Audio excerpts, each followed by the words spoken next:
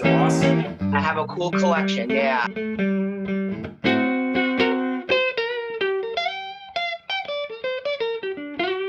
I was doing the whole original scene in New York and New Jersey since like 1991, 1992.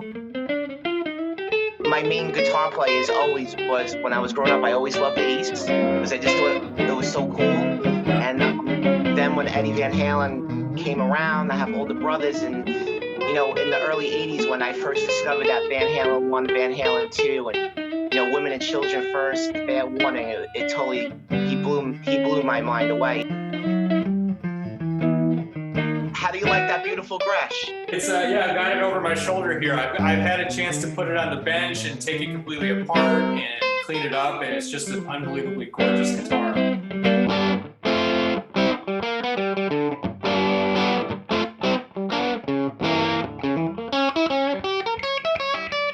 And if I remember right from the phone, you got this from the original owner, who I think had done a few recordings with him, and you had it for quite a while. If I remember, probably since the early 2000s or so.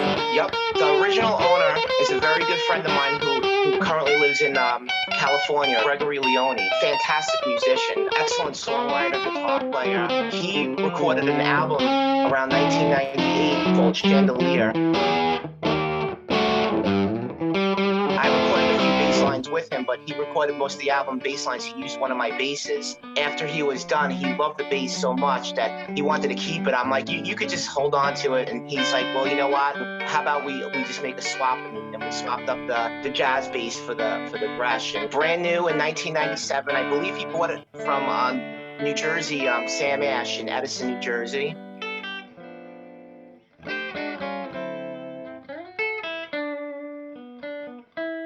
And it's a great looking guitar. I remember at the time we were really into like the alternative rock scene, and we went to a show in I think in New York City at one of the clubs, and we saw Soundgarden, and Chris Cornell was using that model. And also the other band, Everclear, the singer, guitar player Art, he was using that model too. So it got a little traction during that time, trying to keep up with the Les Pauls. My friend Greg totally bid on it, like, and he loved that guitar.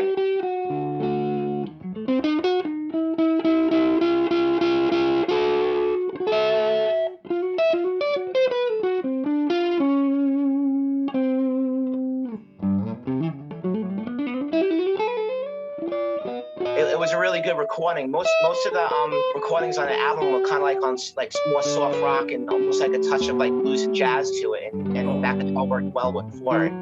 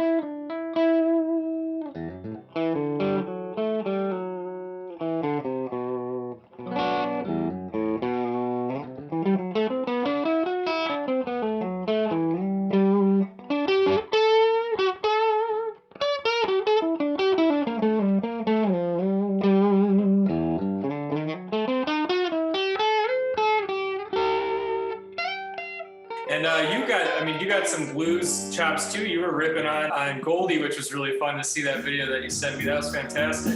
Yeah, I love the blues. I love playing that stuff. But I pretty much could play a little bit of everything except for like really jazz and.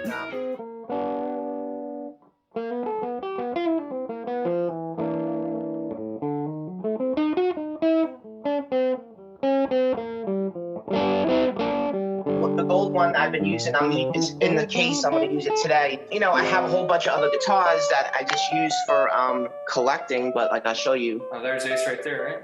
Yeah. Look, he autographed the pickguard. Wow, look at that. To Rob. So cool, man. And then a few more Les Pauls over here too,